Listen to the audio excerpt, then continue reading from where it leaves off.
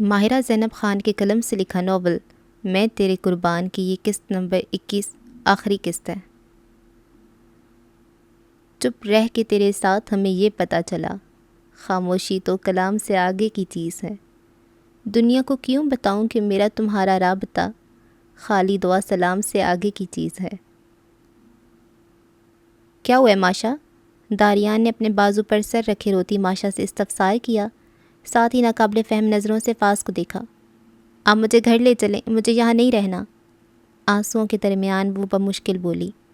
پہلے بتاؤ تو صحیح کہ ہوا کیا ہے؟ وہ اس کے رونے پہ فکر مند تھا۔ تمہیں ہمارے ذاتی معاملے میں پڑنے کی ضرورت نہیں ہے، تم یہاں سے جا سکتے ہو۔ ماشا کو میں خود ان کے گھر ڈراپ کر دوں گا۔ فاز نے پتھریلی لہجے میں دو ٹوک کہا۔ میں تمہاری شکل بھی نہیں دیکھنا چاہتی، وہ زہر خند لہجے میں بولی۔ ماشا پلیز میری بات تو سن لیں ایک بار۔ میں تمہاری کوئی بات نہیں سننا چاہتی، نہ اس حویلی اور اس کے لوگوں سے کوئی تعلق رکھنا چاہتی ہوں۔ بہتر ہوگا تم لوگ اپنے رشتہ داری میرے بھائی تک ہی محدود رکھو۔ وہ لب بھینچے کھڑا اس کے زہر میں ڈوبے الفاظ سنتا رہا، جبکہ داریان خاموش کھڑا ان دونوں کے درمیان کچھ نہیں بول رہا تھا۔ سارے جہاں سے اپنی روشنیاں سمیٹتا سورج دور پہاڑوں میں غروب ہونے کی تیاری کر رہا تھا۔ ان سے نیچے پتھریلے راستوں پر چلتے ہوئے وہ ڈھلان کی طرف جا رہے تھے۔ اس علاقے میں اکا دکا گھر ہی بنے تھے، وہ بھی آبادی سے دور اونچائی پر واقع تھے۔ اور کتنی دور ہے؟ اس کے بازو کا سہارا لے کر چلتی بریزے کے لہجے میں اکتاہٹ اور تھکان تھی۔ کافی منتیں کرنے کے بعد عاشر اسے باہر لے جانے پر رضامند ہو گیا تھا۔ اس نے کہا تھا کہ وہ اسے جھیل دکھانے لے جائے گا، لیکن اتنی دیر تک چلنے کے بعد بھی جب اسے جھیل کے کوئی آثار نہ دکھائی دیے تو وہ پوچھ ہی بیٹھی۔ بس تھوڑا سا اور چلنا ہے، زیادہ دور نہیں ہے۔ تم اتنی دیر سے یہی کہے جا رہے ہو، مجھے نہیں جانا کہیں بھی، وہ منہ پھلا کر کہتی وہیں بڑے سے پتھر پر بیٹھ گئی۔ دیکھو ہمارے پاس پہلے ہی بہت کم ٹائم رہ گیا، اگر سورج ڈوب گیا نا تو وہاں جانے کا کوئی فائدہ نہیں ہوگا، اور پھر واپسی میں بھی اندھیرا ہو جائے گا تو مشکل ہوگی گھر تک آنے میں۔ تم اتنی دیر سے کیوں نکلے گھر سے؟ میں تمہیں کب سے کہہ رہی تھی نہ چلنے کے لیے، لیکن تم سنتے کہاں ہو میری بات؟ بلیک شال کے حالے میں دمکتا اس کا چہرہ ٹھنڈ سے گلابی پڑ رہا تھا۔ اچھا ٹھیک ہے، میری غلطی ہے، لیکن ابھی تو اٹھو یہاں سے۔ عاشر نے اس کا بازو پکڑ کر اٹھاتے ہوئے دوبارہ اپنے ساتھ چلنے کو کہا۔ میں نے اپنی پوری زندگی میں تمہیں پہلی بار اپنی غلطی تسلیم کرتے دیکھا ہے، اس نے لہجے میں حیرانگی سے مو کر کہا۔ جب میری غلطی ہوتی ہے میں مان بھی لیتا ہوں، تمہاری طرح نہیں ہو جو غلط ہوتی ہے بھی اپنی بات پر ڈٹ جاؤں۔ کہنا کیا چاہتے ہو تم؟ وہ کینہ توز نظروں سے اسے دیکھنے لگی۔ یہ دیکھو پہنچ گئے ہم۔ بریزے نے اس کی نظروں کے تعاقب میں دیکھا تو سامنے ہی ایک جھیل تھی جس کے آس پاس بڑے بڑے پتھر تھے۔ پہاڑوں کے بیچ سے نکلتا آبشار کا شور مچاتا پانی اس جھیل میں گر رہا تھا۔ دیو کا مت پہاڑوں کے پیچھے چھپتے سورج کی ہلکی ہلکی سی کرنیں اس جھیل کے نیلے پانی میں پڑتی ہوئی ایک سنہرا سا تاثر دے رہی تھیں۔ آبشار سے گرتے پانی کا شور، ٹھٹراتی سرد ہوائیں، وہ مسمرائی سی ہوتی ایک بڑے سے پتھر پر جا بیٹھی۔ صبح کے وقت تو یہ منظر اور بھی حسین ہوتا ہے، لیکن اس وقت تو آپ گہری نیند میں ہوتی ہیں، اسی لیے آپ کو ابھی لے کر آیا ہوں۔ اگر تم مجھے بتا دیتے کہ یہ دکھانے کے لیے لا رہے ہو تو میں اٹھ جاتی، وہ برا بنائے بغیر بولی۔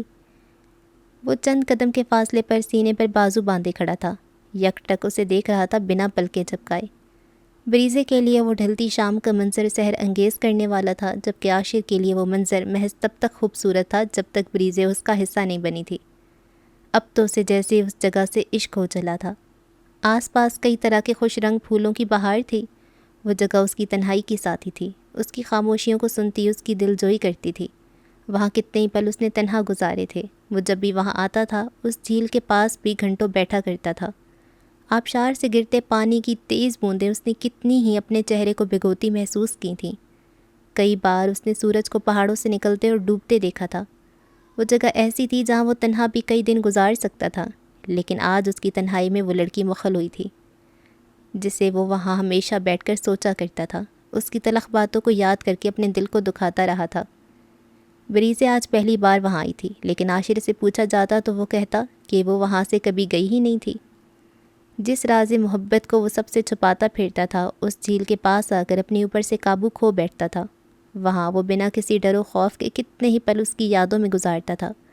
محبت کے دھیمے سروں میں بجتے گیت اس کی سماعتوں میں بخوبی پہنچ رہے تھے، لیکن شاید بریزے انہیں نہیں سن پا رہی تھی۔ جب بھی تو چہرہ موڑ کے اس نے عاشر کی جانب دیکھا تک نہیں تھا، جس کی نگاہوں میں اس وقت کتنے ہی جگنو چمک رہے تھے۔ اتنی خوبصورت جگہ، کیا یہاں بھی پریاں اترتی ہیں؟ پیروں میں سے جوتے اتار کر جھیل کے ٹھنڈے پانی میں ڈالتے ہوئے اس نے عاشر سے استفسار کیا۔ پریوں کا تو نہیں معلوم، لیکن آج اس چیل نے ایک چڑیل کو ضرور دیکھا ہے۔ بریز نے خفگی سے اسے دیکھا، جس کی آنکھیں اس کے لفظوں کا ساتھ نہیں دے رہی تھیں۔ ٹھنڈ سے بیمار پڑنے کا ارادہ ہے تمہارا؟ اس کے نزدیک بیٹھتے ہوئے جھیل میں سے اس کے پیر نکال کر جوتے پہناتے ہوئے اس کی براؤن آنکھوں میں جھانکتے ہوئے کہا۔ ٹھنڈے پیروں پر اس کے ہاتھوں کا لمس محسوس کر کے وہ نروس ہو گئی تھی۔ پہن لوں گی میں۔ اس کے ہاتھ اپنے پیروں پر سے ہٹانا چاہا تو اس نے بریزے کے دونوں ہاتھوں کو اپنی گرفت میں لے لیا۔ وہ کچھ کہہ نہیں رہا تھا، خاموشی سے اسے دیکھے جا رہا تھا، بس دیکھے جا رہا تھا، جیسے پہلی بار اسے دیکھ رہا ہو، یا پھر اس کے علاوہ کچھ اور نہ دیکھنے کی قسم کھا لی ہو۔ اس کے دل کی دھڑکنیں بڑھتی ہی جا رہی تھیں۔ اتنی دور انجان جگہ پر وہ اس کے ساتھ اکیلی تھی۔ تمہارا مجھے اس جھیل میں پھینکنے کا ارادہ تو نہیں ہے نا عاشر؟ اس کے لہجے میں کپکپاہٹ واضح تھی۔ دیکھو، ہمیشہ غلطی میری نہیں ہوتی تھی۔ وہ اسے اس کے ارادے سے باز رکھنا چاہتی تھی۔ عاشر کا اس قدر سنجیدہ انداز اس نے پہلے کبھی نہیں دیکھا تھا۔ تم مجھ سے لڑنے میں ہمیشہ اتنی مصروف رہیں بریز غازی، کبھی میری آنکھوں کو پڑھنے کی کوشش نہیں کی، ایک بار بھی نہیں۔ وہ اس کے قدموں میں بیٹھا تھا، بریز کو اسے گردن جھکا کر دیکھنا پڑ رہا تھا، جبکہ وہ سر اٹھا کر براہ راست اس کی آنکھوں میں جھانک رہا تھا۔ آسمان پہ ڈیرا ڈالے سیاہ بادلوں نے برسنے کا قصد کر ہی لیا تھا۔ بارش کی بوندیں اس کے چہرے پر ٹپ ٹپ برس رہی تھیں۔ اس سے بے نیاز وہ اس کی جان کے در پہ تھا، جس کا سارا خون سمٹ کر چہرے پہ آ چکا تھا۔ عاشر کی گرفت میں موجود اس کے ہاتھ کپکپاہٹ کا شکار تھے۔ تم صحیح کہتی ہو، تمہاری غلطی نہیں تھی، ساری غلطی میری ہی تھی، جو تمہاری سرد مہری اور نفرت کے باوجود بھی تمہاری محبت میں اتنا آگے بڑھتا گیا کہ اپنے آپ سے غافل ہو گیا۔ یہ تم کیا کہہ رہے ہو؟ خشک لبوں پہ زبان پھیرتی وہ اپنی نروسنس کو چنچلاہٹ کا روپ دیتی اس کی گرفت سے اپنے ہاتھ کھینچ کر جھٹکے سے اٹھی۔ جانے کس احساس کے تحت اس کے گال دہک رہے تھے۔ اس کی طرف سے رخ موڑے تیز ہوتی دھڑکنوں کے ساتھ وہ آبشار کو دیکھنے لگی۔ کچھ ہی لمحے سرکے تھے کہ اپنے شانوں پر ہلکا سا بوجھ محسوس کر کے وہ فوراً مڑی، جب تک وہ اسے اپنی گرم شال اوڑھا چکا تھا۔ اس کی جیکٹ تو وہ پہلے ہی ضد کر کے لے چکی تھی، ذرا سی ٹھنڈ بھی اسے بخار میں مبتلا کر دیتی تھی۔ تم بیمار پڑ جاؤ گے، جھجکتی ہوئی اس کے شال ہٹانی چاہی تو وہ روک گیا۔ میری خیر ہے، آپ کا بیمار پڑنا افورڈ نہیں کر سکتا میں۔ اس کے نزدیک آ کر اس کی شال ٹھیک کرتے ہوئے وہ نرمی سے بولا۔ اتنا کچھ اوڑھنے کے باوجود وہ کانپ رہی تھی، جبکہ وہ صرف بلیک ہائی نیک پہنے ہوئے تھا، پرسکون کھڑا تھا۔ تم مجھے خوفزدہ کر رہے ہو؟ اس کی براؤن آنکھیں جھلملا رہی تھیں، لفظ کانپ رہے تھے، چہرہ گلابی پڑتا جا رہا تھا۔ اس کی ڈری ہوئی آواز سن کر وہ بے ساختہ ہی مسکرایا تھا۔ یہاں سے واپس جائیں گے تو ایک ڈراؤنا خواب سمجھ کر بھول جانا، لیکن جب تک یہاں ہیں مجھے بولنے سے مت روکیں۔ میں اب تھک چکا ہوں اپنی باتوں کو دل میں رکھتے رکھتے۔ اس کے گال پر اپنا ہاتھ رکھے وہ تھکن زدہ سا بولا۔ وہ سانس سے روکے اسے دیکھ رہی تھی، جہاں اس کی نگاہوں میں بریزے نے پہلی بار اپنے عکس کو جھلملاتے دیکھا تھا۔ مس مہرما، آپ کو فائل میں نے دی تھی وہ کام ہو گیا؟ سالار سر کو چیک بھی کروانی ہے، زید نے عجلت میں اسے کہا تو لیپ ٹاپ پہ ٹائپنگ کرتے ہوئے اس نے جلدی سے جواب دیا۔ کام ہو گیا زید سر، میں بس 10 منٹ تک آپ کو بھجوا دوں گی۔ جلدی بھجوا دیجیے۔ وہ تاکید کر کے چلا گیا تو مہرما نے لیپ ٹاپ بند کر کے سائڈ پر پڑی فائل اٹھائی اور پھر تھوڑی ہی دیر میں وہ سالار کے روم میں موجود تھی۔ ایک نظر فائل کو دیکھنے کے بعد اس نے ابرو اٹھا کے اسے دیکھا۔ کیا فائدہ میرا امپلائیز کو ہائر کرنے کا اگر یہ کام بھی مجھے ہی کرنے ہیں تو؟ میں زید سر کو یہ بتا کر شرمندہ نہیں ہونا چاہتی تھی کہ کوئی مجھے کام نہیں آتا، پلیز کر دو۔ آخر میں اس کا لہجہ ریکویسٹ کرنے والا ہو گیا تھا۔ میرے علاوہ تمہیں سب کا ہی خیال ہے، بڑبڑاتے ہوئے فائل اٹھا کر دیکھنے لگا۔ ویسے اچھا ہوا تم خود آ گئیں، ورنہ میں تمہیں بلوانے ہی والا تھا۔ کافی بنوانی ہوگی ضرور، اس نے تنک کر کہا۔ یہ تمہارے لیے۔ اس نے ڈرا سے ایک فائل نکال کر اس کی جانب بڑھائی تو اس نے ناسمجھی سے دیکھا۔ دیکھو کھول کر۔ اس نے فائل اٹھا کر پڑھنا شروع کر دی۔ جو وہ پڑھتے گئی اس کے چہرے کے رنگ بدلتے گئے۔ بے یقین نظروں سے سالار کو دیکھا، کہیں وہ مذاق تو نہیں کر رہا تھا۔ تم سے اس قسم کا مذاق کر کے مجھے قتل ہونے کا شوق نہیں، اس لیے یقین کر لو۔ وہ مطمئن سا بولا تو مہرما نے ہاتھ کی پشت سے اپنے گالوں پر پھسلتے آنسوؤں کو صاف کیا جو بے ساختہ ہی نکل پڑے تھے۔ وہ کچھ کہنے کے قابل نہیں لگ رہی تھی۔ کچھ سال قبل جب اس کے والد سلطان ظہیر کا سارا بزنس اور گھر ان کے دوست نے دھوکے سے اپنے نام کر لیا تھا، آج اسی گھر اور بزنس کی فائل اس کے سامنے تھی۔ تمہاری امانت واپس تمہیں مل گئی ہے۔ کیا سچ میں بابا کا بزنس انہیں واپس مل جائے گا سالار؟ وہ ابھی بھی یقین کرنے میں متعمل لگ رہی تھی۔ مل چکا ہے۔ بابا یہ گڈ نیوز سنیں گے تو بہت خوش ہو جائیں گے، وہ واپس صحت یاب ہو جائیں گے۔ وہ آنسو بھری آنکھوں سے بھی پرجوشی سے مسکرا رہی تھی۔ وہ میں نے انہیں پہلے ہی بتا دیا تھا۔ کب تمہاری ان سے کب بات ہوئی؟ اس نے حیرت سے پوچھا۔ آفس آنے سے پہلے میں ان سے ملنے ہی گیا تھا۔ مجھے یقین نہیں آ رہا، جو بات وہ ناممکن سمجھ کر کب کی ہی اس کی امید چھوڑ بیٹھی تھی، آج وہ اچانک سے حقیقت بن کر اس کے سامنے آ کھڑی ہوئی تھی۔ بابا اور مجھ میں اتنی ہمت اور حوصلہ نہیں تھا کہ اپنی محنت کو واپس حاصل کر پاتے۔ میں شکر گزار ہوں تمہاری۔ اس کے لہجے میں تشکر تھا۔ وہ اس کی خوشی پر ایک طمانینت سے دل میں محسوس کر رہا تھا۔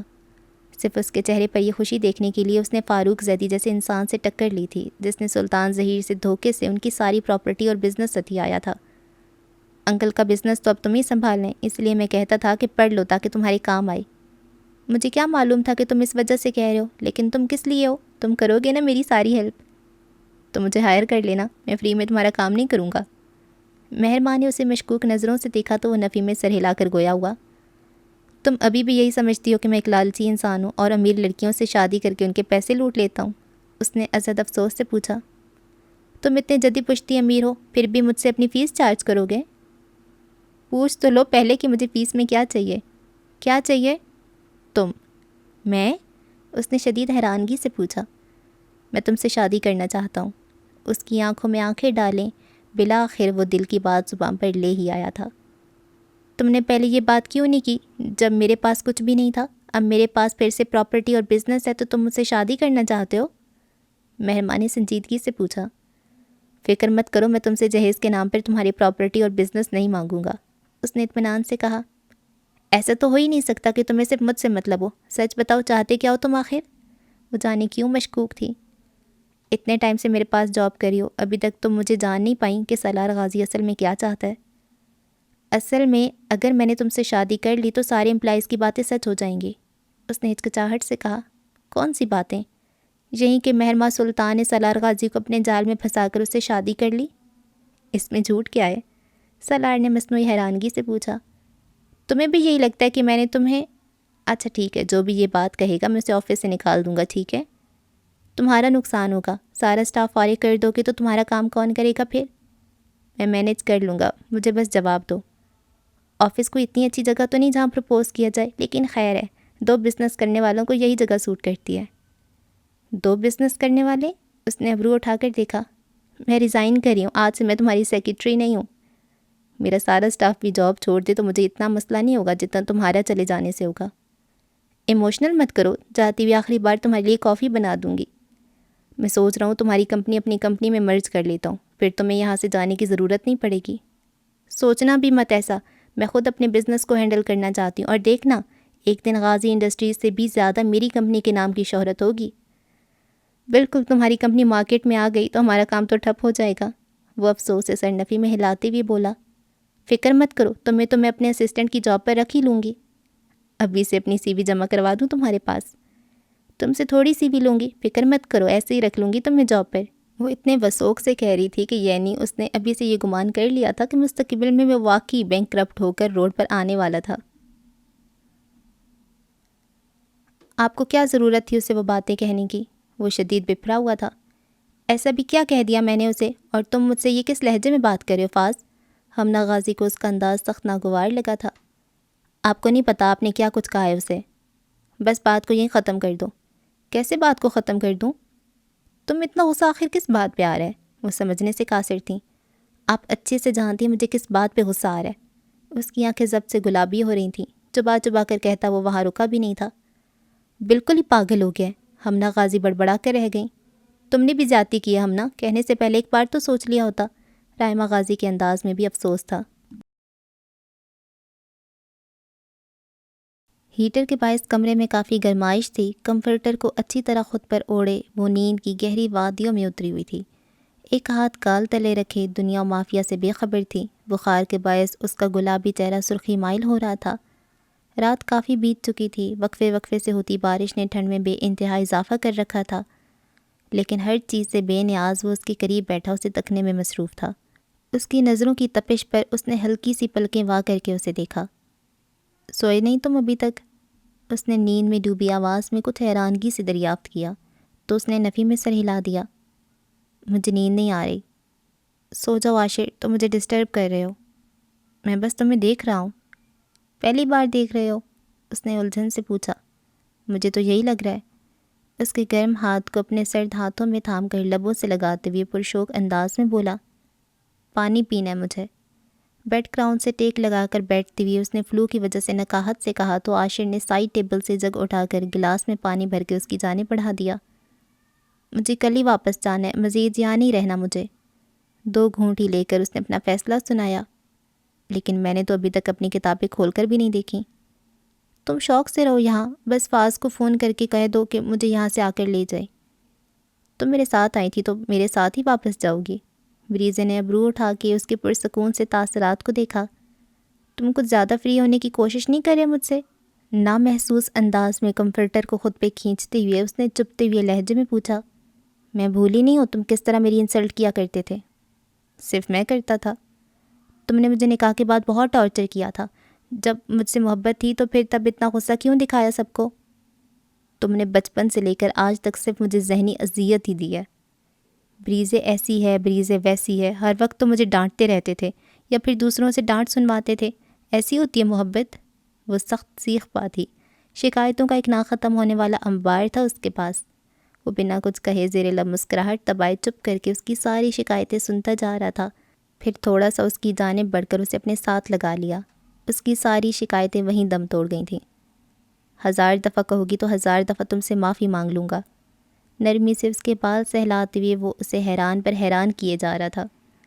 اس نے آج تک کبھی بھی عاشر کے منہ سے لفظ سوری نہیں سنا تھا۔ تمہاری طبیعت مجھے ٹھیک نہیں لگ رہی۔ وہ تشویش زدہ تھی۔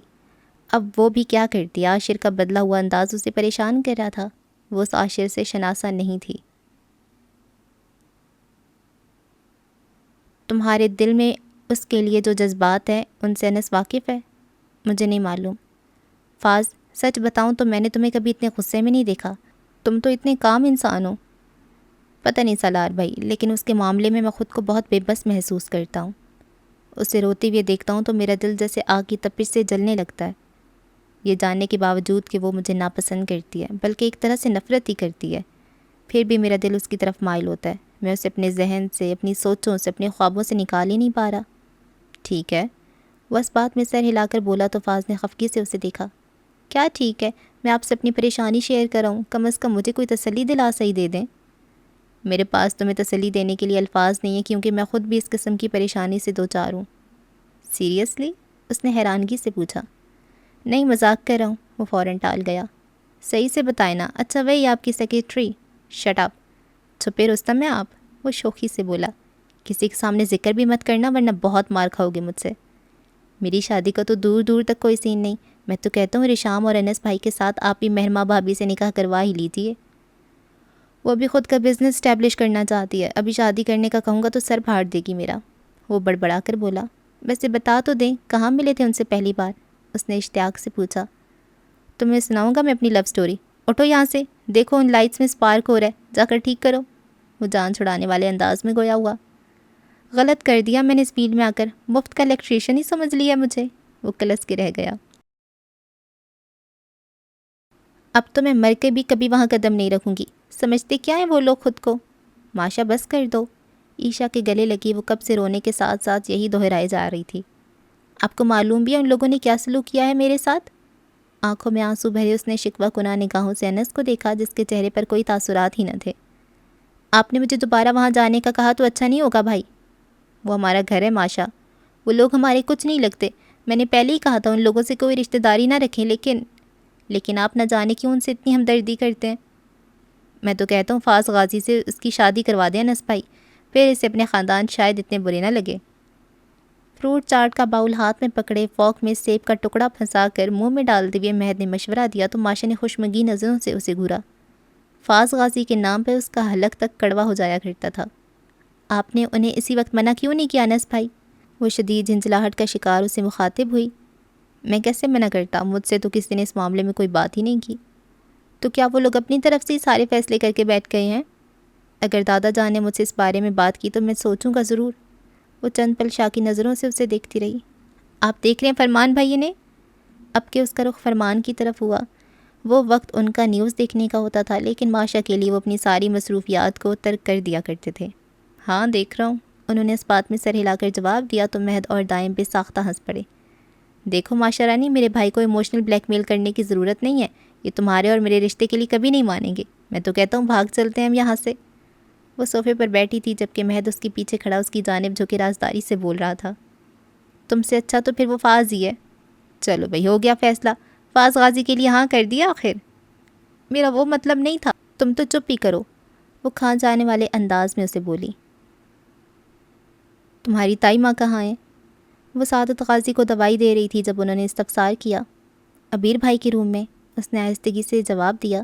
سفینہ غازی اور وجاہت غازی کا زیادہ تر وقت ابیر کے کمرے میں اسے یاد کرتے ہوئے ہی گزرتا تھا۔ ان کا سارا غرور اور اناج جیسے کہیں پس منظر میں چلی گئی تھی۔ ابیر غازی کو یاد کرنے کے علاوہ انہیں کوئی دوسرا کام تھا ہی نہیں۔ اب تو ابیر غازی کا نام بھی سویلی میں شاذ و نادر ہی کسی کی زبان سے ادا ہوتا تھا۔ وہ نہیں تھا، لیکن ہر جگہ اس کی کمی محسوس ہوتی تھی۔ سلار نے اسے ڈھونڈنے کی کوشش نہیں کی تھی، وہ چاہتا بھی نہیں تھا کہ وہ کبھی منظر عام پر آئے۔ اسے اپنے بڑے بھائی سے آج بھی اتنی ہی محبت تھی جتنی پہلے تھی۔ انس کے ارادوں سے وہ باخبر تھا، جب بھی وہ یہ نہیں چاہتا تھا کہ کبھی واپس ان کی زندگیوں میں آئے۔ وقت کے ساتھ ساتھ سب اس کے بغیر، اسے یاد کیے بغیر اپنی زندگیوں میں لوٹتے جا رہے تھے۔ اس کی بیوی سارا اس حویلی سے کبھی جانا نہیں چاہتی تھی۔ اسے کامل یقین تھا کہ ایک دن وہ واپس ضرور لوٹے گا۔ اسی دن کی آس اور امید پر وہ اس کی منتظر تھی، لیکن اس کے گھر والوں کو جب علم ہوا تو انہوں نے اسے وہاں ایک دن نہیں رہنے دیا، اسے زبردستی وہاں سے لے گئے تھے۔ وجاہت غازی دل کے عارضے میں مبتلا ہو کر صرف اپنے کمرے تک ہی رہ گئے تھے۔ بزنس سارا سالار کے کنٹرول میں تھا، جس میں وہاج غازی اور ضمیر غازی بھی شریک تھے۔ کیوں فون کیا تم نے مجھے؟ میں بس آپ سے معافی مانگنا چاہتا تھا، مما کے رویے کی وجہ سے۔ تم ان کی طرف سے معافی کیوں مانگ رہے ہو؟ میں نہیں چاہتا کہ آپ کے دل میں میری فیملی کی طرف سے کوئی بھی خلش رہے۔ نہ تو میرا تم سے کوئی واسطہ ہے اور نہ ہی تمہاری فیملی سے۔ جتنے تعلقات رکھنے میرے بھائی سے رکھو، مجھ تک پہنچنے کی کوشش بھی مت کرنا۔ کیا انگارے چباتی ہیں سارا دن؟ تم سے مطلب تو میرے ہی ہیں اگر آپ غور کریں تو۔ اس کے گھمبیر لہجے میں کہی بات کو اس نے بامشکل ضبط کیا تھا۔ ذرا ایک منٹ ٹھہرو، کیا ہوا ہے؟ فاضل نے ناسمجھی سے پوچھا، لیکن وہ سن کہاں رہی تھی۔ اپنے کمرے سے نکل کر وہ دھڑ دھڑ سیڑھیاں اترتے ہوئے نیچے پہنچی، جہاں لاؤنج میں ہی اسے انس بیٹھا دکھائی دیا۔ شاید اپنے آفس کے کام میں مصروف تھا، جبھی سینٹرل میز پر کافی سارے کاغذات اور فائلز پڑی تھیں۔ فون بھی کندھے اور کان کے بیچ میں دبائی کسی سے محو گفتگو تھا۔ ماشا کے وہاں آنے پر اس نے ابرو کے اشارے سے پوچھا تو اس نے بنا کچھ کہے فون اس کی طرف بڑھا دیا۔ انس نے ناسمجھی سے اس کے بڑھائے ہوئے فون کو دیکھا جہاں ابھی کال جاری تھی۔ اس نے اپنا فون کان سے ہٹا کر ماشا کا فون لگا لیا۔ سب ٹھیک تو ہے نا ماشا؟ دوسری جانب سے فاض کی کچھ پریشان سی آواز ابھری تو انس کو سارا معاملہ سمجھ آیا۔ ماشا کا بھائی بات کر رہا ہوں، اس نے سنجیدگی سے کہا تو دوسری جانب فاض کے ہاتھ سے فون گرتے گرتے بچا۔ اس کی ہوائیاں اڑ چکی تھیں۔ اس انسان کو آپ اپنی زبان میں سمجھا دے بھائی، میرے کہنے کا تو اس پہ کوئی اثر نہیں ہوتا۔ ساتھ ہی ماشا کی جلی بھنی آواز بھی اس نے سنی تھی۔ یہ کیا طریقہ ہے فاض غازی؟ کیوں میری بہن کو تنگ کرے ہو تم؟ مجھے آپ سے بات کرنی تھی انس بھائی، وہ آپ کا نمبر نہیں لگ رہا تھا تو اس لیے آپ کی بہن کے نمبر پہ کال کر لی۔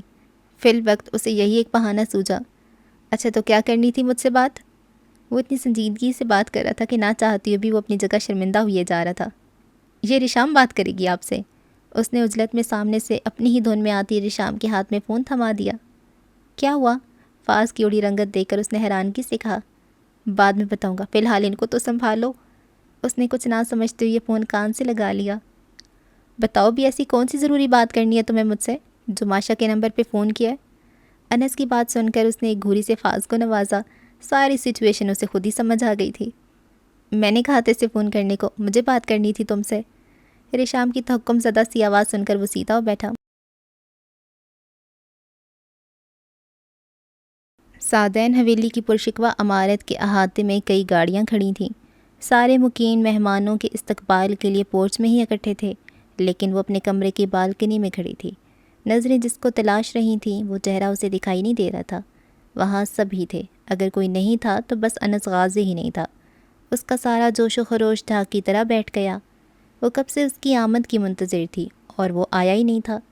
وہ بے دل ہو کر وہاں سے ہٹ گئی تھی۔ خوش آمدید بیٹا، ہمنہ غازی نے ماشا کو خود سے لگاتے ہوئے محبت سے کہا تو اس کے چہرے پہ حیرانگی کے تاثرات نمایاں تھے۔ بے ارادہ سی نگاہ اس شخص کی طرف اٹھی جو اسے نظر انداز کیے مہد اور دائم سے مل رہا تھا۔ داریان اور انس کو کچھ کام تھا تو وہ بعد میں جوائن کریں گے، فرمان دورانی ان دونوں کے نہ آنے کی وجہ بتا رہے تھے۔ ٹانگ پر ٹانگ رکھے وہ لاتعلق سی بیٹھی تھی، اپنی بیزاری کو چھپانے کی اس نے قطعی کوشش نہیں کی تھی۔ لاؤنج میں سب بڑے بیٹھے تھے جبکہ ینگ جنریشن نے کچن سے ملحقہ سیٹنگ ایریا میں محفل جمائی ہوئی تھی۔ موڈ کیوں آف ہے تمہارا؟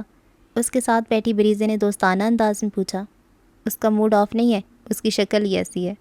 جواب مہد کی جانب سے آیا تو ماشا نے تیز نظروں سے اسے دیکھا۔ حویلی کے پاس بہت سے پھلوں کے باغات ہیں، اگر تم چاہو تو ہم وہاں چلتے ہیں۔ ریشام نے اسے پیشکش کی تو وہ فوراً جانے پر راضی ہو گئی، ورنہ وہاں بیٹھ کر وہ بس بور ہی ہو رہی تھی۔ تم تینوں اکیلے کیسے جاؤ گی؟ فاز کو ساتھ لے جاؤ، رائمہ پھپھو نے کہا۔ ہم بھی ساتھ چلیں گے، مہد اور دائم بھی ساتھ جانے کو اٹھ کھڑے ہوئے۔ ہم سب میں سب سے کول مائنڈڈ فاز ہی ہے، ہم نے کبھی اسے بڑی سی بڑی بات پر بھی کبھی طیش میں نہیں دیکھا، لیکن اس دن ہم سب شوق میں رہ گئے تھے۔ وہ جس طرح سے غصہ کر رہا تھا اس نے ڈرا ہی دیا تھا۔ وہ بہت پوزیسو ہے تمہارے لیے۔ خوش رنگ سیبوں کے باغ میں چلتی ہوئی ریشام دھیمے انداز میں اس کی گوش گزار کر رہی تھی، جس پر وہ اسپاٹ چہرہ لیے کچھ بولی نہیں تھی۔ یہ تو اس نے بھی نوٹ کیا تھا کہ ہمنا غازی اسے کافی محبت سے پیش آ رہی تھیں، کئی بار تو انہوں نے اپنے رویے کی وجہ سے معافی بھی مانگی تھی۔ میڈیکل کا تمہارا دوسرا سال ہے نا؟ بریزے کے استفسار کرنے پر اس نے اس بات میں سر ہلا دیا۔ یعنی 3 سال صبر کرنا ہوگا میرے بھائی کو، وہ افسوس سے بولی۔ میرا نہیں خیال یہ اتنا صبر کرنے والا ہے، دیکھ لینا منگنی یا نکاح کروا کے دم لے گا۔ ریشام نے شوخی سے کہا تو بریزے نے بے ساختہ ہنستے ہوئے اس کی ہاں میں ہاں ملائی تھی، جبکہ ماشا کا چہرہ جانے کس احساس کے تحت سرخ پڑنے لگا تھا۔ باغ اور جھیل کی سیر کرنے کے بعد جب تک وہ واپس حویلی لوٹے تب تک انس اور داریان بھی آ چکے تھے، اور یہ دیکھ کر تو ماشا کے غصے کا گراف بڑھ رہا تھا کہ وہ لوگ اسے حویلی یہ کہہ کر لائے تھے کہ انس اور ریشام کی شادی کی ڈیٹ فکس کرنے جا رہے ہیں، لیکن یہاں تو اس کے اور فاز کے رشتے کی باتیں چل رہی تھیں۔ اس کا تو دل چاہ رہا تھا کہ وہیں انس اور فرمان بھائی سے لڑنا شروع ہو جائے، لیکن پھر بھی وہ خود پہ ضبط کیے بیٹھی رہی۔ میں یہاں انس اور ماشا کے بڑے بھائی کی حیثیت سے موجود ہوں دادا جان۔ آپ کا کیا گیا فیصلہ سر آنکھوں پر، لیکن میں خود بھی ابھی ماشا کی شادی کے حق میں نہیں ہوں۔ اس کی پڑھائی ڈسٹرب ہوگی، اور فاز کی پڑھائی بھی ابھی مکمل نہیں ہوئی ہے۔ شادی نہ صحیح لیکن کوئی رسم تو کی ہی جا سکتی ہے۔ اس کی کیا ضرورت ہے دادا جان، ماشا آپ کی امانت ہے۔ اب کہ انس نے بھی لب کشائی کی۔ بے شک یہ ہمارے فاز کی امانت ہے اب تمہارے گھر میں۔ ہمنا غازی نے اپنے ہاتھ میں پہنی ہوئی سونے کی بھاری سی انگوٹھی اتار کر اپنے ساتھ بیٹھی ماشا کے ہاتھ میں پہنانی چاہی تو اس نے چونک کر ہاتھ پیچھے کر لیے۔ سبھی نے اس کی گریز کو محسوس کیا تھا۔ اس سے پہلے کہ ضبط کے بندھن توڑ کر وہاں سے اٹھ کر چلی جاتی، انس کی تنبیہ کرتی نظروں کو دیکھ کر بامشکل لب بھینچ کر بیٹھی رہی۔ یہ نیک شگن ہوتا ہے بیٹا، رائمہ غازی نے اس کے سر پہ ہاتھ رکھ کے شفقت سے کہا تو اس موقع پر اپنے ماں باپ شدت سے یاد آئے۔ اپنی قسمت سے اسے جتنے بھی گلے شکوے تھے اس نے سب دل میں ہی دبا لیے تھے۔ حویلی کی اندرونی عمارت میں ابھی بھی محفل سجی تھی، جبکہ لان کی سیڑھیوں پر وہ تنہا بیٹھی تھی، گھٹنوں کے گرد بازو باندھے خالی دل لیے۔ بریزے اس کے ساتھ ہی بیٹھی تھی۔ کچھ دیر پہلے وہ اس کے لیے چائے لینے کے لیے گئی تھی۔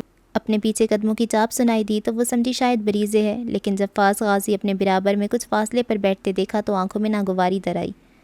ان دونوں نے ایک دوسرے کو کچھ بھی نہیں کہا تھا۔ خلاف توقع فاز بھی خاموش بیٹھا تھا، وہ شاید اس کی بھڑاس سننے کو ہی آیا تھا۔ لوگ اتنے پتھر دل کیوں ہوتے ہیں؟ انہیں صرف اپنی غرض، اپنی خوشی، اپنی مرضی کی پرواہ کیوں ہوتی ہے؟ دوسروں کی فیلنگز کے بارے میں کیوں نہیں سوچتے ایک بار؟ سیدھے ہاتھ کی تیسری انگلی میں پہنی انگوٹھی کو دوسرے ہاتھ سے گھماتے ہوئے وہ دھیمے لہجے میں کہہ رہی تھی۔ اس کے اندر کا کرب اس کی آواز سے بخوبی ظاہر ہو رہا تھا۔ خوشیوں پہ سب کا حق ہوتا ہے ماشا، آپ کو لگ رہا ہوگا کہ اس زبردستی کے رشتے کو آپ کو تھوپا جا رہا ہے، لیکن یہ بھی تو ہو سکتا ہے نا کہ سب آپ کو خوش دیکھنا چاہتے ہوں۔ ایک ناپسندیدہ رشتہ جوڑنے سے کسے خوشی مل سکتی ہے؟ آپ ہمیشہ منفی ہی کیوں سوچتی ہیں؟ کچھ دیر کے لیے آپ یہ خیال نہیں کر سکتی کہ میں آپ کے لیے بہترین آپشن بھی ثابت ہو سکتا ہوں؟ اس کی نرم سی آواز پر ماشا نے بھیگی نظریں اٹھا کے اسے دیکھا، جس کے چہرے پہ فقط سچائی رقم تھی۔ میں ایسا کیوں سوچوں جب کہ میں تم سے محبت ہی نہیں کرتی تو؟ میں جانتا ہوں کہ آپ مجھ سے محبت نہیں کرتی، یہ بھی جانتا ہوں کہ آپ کسی اور کو پسند کرتی ہیں۔ اس کے اطمینان سے کہنے پر اس نے بری طرح چونک کر اسے دیکھا۔ اٹس اوکے، دل پہ ہمارا اختیار نہیں ہوتا۔ آپ کی فیلنگز کو میں سمجھ سکتا ہوں کیونکہ میں ان سے آشنا ہوں۔ تم جانتے بوجھتے مجھ سے شادی کیوں کرنا چاہتے ہو پھر؟ میں آپ کو پسند کرتا ہوں، آپ سے محبت کرتا ہوں، کیا یہ وجہ کافی نہیں؟ آپ بھی تو داریان سے شادی کرنا چاہتی تھیں، یہ جانتی ہوئے بھی کہ وہ کسی اور سے محبت کرتے ہیں۔ وہ میرا اور ان کا معاملہ ہے، تمہیں بیچ میں بولنے کی ضرورت نہیں ہے، اس نے تیز لہجے میں کہا۔ مجھے بولنے کا حق آپ نے خود دیا ہے۔ اس نے نظروں سے ہی اس کے ہاتھ میں پہنی انگوٹھی کی جانب اشارہ کیا، جسے ماشا نے فوراً ہی کھینچ کر اتارتی ہوئی اس کی جانب اچھال دی تھی۔ تمہاری اہمیت میرے نزدیک بس یہی ہے، وہ چبا کر بولی۔ اگر کوئی سوالی بن کر آپ کے پاس آئے تو اسے خالی ہاتھ نہیں لوٹانا چاہیے۔ فاض نے جھک کر جوتوں کے پاس پڑی انگوٹھی کو اٹھا کے اسے دیکھا۔ جس اذیت کو آپ محسوس کر چکی ہیں، آپ مجھے بھی اسے دوچار کرنا چاہتی ہیں۔ میرا دل ٹوٹا ہے فاض غازی، میں کسی اور کی دنیا کیوں آباد کروں؟ اس نے زخمی لہجے میں پوچھا۔ اسی لیے کہہ رہا ہوں، اپنے دل کو مجھے دے دیجیے، میں اسے دوبارہ ٹوٹنے نہیں دوں گا۔ کتنا وثوق، کتنا اطمینان اور کتنا بھروسہ تھا اسے خود پر۔ ایک موقع تو آپ دے ہی سکتی ہیں مجھے، ملتجی لہجے میں کہتی ہوئی اس نے ماشا کا کانپتا ہاتھ اپنے ہاتھ میں لے کر انگوٹھی اسے پہنا دی تھی۔ اس بار ماشا نے اسے جھڑکا نہیں تھا۔ جب تک میرا MBBS نہیں ہو جاتا تب تک تو مجھے اپنی شکل نہیں دکھاؤ گے۔ آپ کی دیکھنے تو آ سکتا ہوں نا، مجھے فون بھی نہیں کرو گے؟ وہ ایک کے بعد ایک شرط عائد کرتی جا رہی تھی۔ فون سے یاد آیا، انس بھائی کو فون لے جا کر دینے کی کیا ضرورت تھی؟ مجھے ڈائریکٹ کہہ دیتی کہ کال کاٹ دو۔ تم اتنے ڈھیٹ انسان ہو، میری بات تم سنتے ہی کہاں ہو؟ بھائی نے تمہیں ڈانٹا تھا؟ انہیں ڈانٹنے کی نوبت نہیں آتی، ان کا صرف گھورنا ہی کافی ہوتا ہے۔ اب اگر تم نے میری بات نہیں مانی تو میں ان کے ذریعے ہی تم تک اپنی بات پہنچاؤں گی۔ 3 سال ویٹ کر رہا ہوں نا میں، کیا اتنا بھی حق نہیں ہے کہ کبھی کبھار آپ کو فون ہی کر لیا کروں؟ تم میری خوشی زیادہ عزیز ہے نا، بس سمجھو میری خوشی اسی میں ہے۔ صرف 3 سال کی بات ہے، اس کے بعد آپ مجھ پر ایسی پابندیاں نہیں لگا سکیں گی۔ اس بار ماشا خاموشی رہی تھی۔ شاید قسمت نے فاض غازی کو ہی اس کے لیے چنا تھا۔ کہتے ہیں جو محبت حاصل نہ ہو سکے اسے زندگی بھر کا روگ بنانے سے بہتر ہے کہ اسے اپنے دل میں ہی دفن کر دو۔ اس نے بھی یہی کرنے کا سوچ لیا تھا، یہ جانتے ہوئے بھی کہ داریان کی محبت کو خود سے جدا کرنا اس کے لیے کسی اذیت سے کم نہیں ہوگا، لیکن پھر بھی اس نے اب مصمم ارادہ کر لیا تھا، داریان درانی کو اس کا دل توڑنے کی اب اجازت ہرگز نہیں دے گی۔ دیوار گیر گھڑی پہ نگاہ ڈالتے ہوئے اس نے ایک نظر عاشر کو دیکھا تھا، جو بیٹھ کے ایک سائڈ پر اپنی کتابیں لیے بیٹھا پڑھائی کرنے میں مگن تھا۔ اپنی سائڈ سے اٹھ کر وہ اس کے سامنے آ کر بیٹھ گئی تھی۔ براؤن دراز بال چہرے کے اطراف بکھرے ہوئے تھے، گلابی چہرے پہ مغرور سے نقوش لیے وہ اسے دیکھ رہی تھی، جس کے ابرو کے اشارے سے اسے دیکھا۔ میرے لیے کافی بنا دو گے؟ اس کا انداز نرم تھا لیکن کہیں تحکم سا بھی تھا۔ وہ بس دیکھنا چاہتی تھی کہ اگر وہ اس کے محبت کا دعوی دار تھا تو اسے کتنی اہمیت دیتا تھا۔ اور میں تمہارے لیے کافی کیوں بناؤں؟ کیونکہ تم نے کہا تھا تم مجھ سے محبت کرتے ہو، کیا نہیں کہا تھا؟ اس کی آنکھوں میں آنکھیں ڈالے وہ محو سوال تھی۔ اعتراف محبت کے جواب میں اعتراف محبت ہی کیا جاتا ہے، کافی کون بنواتا ہے؟ سب کا اپنا انداز ہے، اس نے شانے اٹھائے۔ تو اگر میں کافی بنا کر دوں تو اس کا مطلب یہ ہوگا کہ تمہارے دل میں بھی میرے لیے جذبات ہیں؟ اس نے شوخی سے پوچھا۔ میرے دل میں تمہارے لیے صرف نفرت کے جذبات ہیں، وہ تنک کر بولی۔ تم کہتے ہو تم بچپن سے مجھ سے محبت کرتے ہو، لیکن اپنی نفرت میں سے چھپاتے رہے ہو، اور میں کہوں میں نے تم سے کبھی محبت ہی نہیں کی، میں کر ہی نہیں سکتی، مجھے تم… میں جانتا ہوں میں کتنا برا ہوں، تمہارے منہ سے سننا نہیں چاہتا۔ وہ اس کی بات کاٹ کر گویا ہوا، پھر بیڈ سے اٹھ کر سلیپرز پہنتے ہوئے اسے دیکھا جو وہیں بیٹھی اسے دیکھ رہی تھی۔ کافی بنانے جا رہا ہوں، اب تو ناراضگی ختم کر دو گی نا؟ تمہیں کیا لگتا ہے کافی کے مگ سے میں تمہاری ساری غلطیوں کو معاف کر دوں گی؟ روزانہ بنا کر دوں تب مانو گی؟ سوچوں گی، اس نے بے نیازی سے جواب دیا۔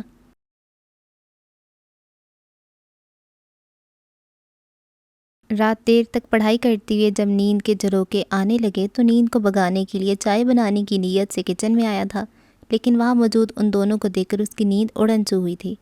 کچن کاؤنٹر سے ٹیک لگائے فون ہاتھ میں پکڑے وہ اس پر مصروف تھی، جبکہ اس کے پاس ہی کھڑا وہ مگ میں کافی پھینٹ رہا تھا۔ تم دونوں کو لڑنے کے لیے اور کوئی جگہ نہیں ملی جو کچن میں ہی آ گئے؟ نیند میں ہو کیا؟ ہم کون سے جھگڑا کر رہے ہیں یہاں پر؟ بریزے نے تنک کر کہا۔ میں شاید نیند میں ہوں، عاشر مرزا بریزے کے لیے کافی بنا رہا ہے۔ What the hell is this؟ اس سے اپنی آنکھوں پر یقین نہیں آ رہا تھا کہ جو وہ دیکھ رہا ہے وہ کوئی خواب نہیں ہے۔ عاشر بنا کچھ کہے مسکراہٹ دبائے اپنے کام میں مصروف رہا تو اس نے بریزے کو دیکھا جس نے لا علمی سے شانے اچکا دیے۔ میرے لیے بھی چائے بنا دے بھائی، اس نے خفیف سی مسکراہٹ کے ساتھ کہا۔ میں نے آج سے پہلے تمہارے لیے کبھی چائے بنائی ہے جو اب بناؤں گا؟ آج سے پہلے تو اس کے لیے بھی کبھی کافی نہیں بنائی، لیکن اب بنا رہے ہو نا؟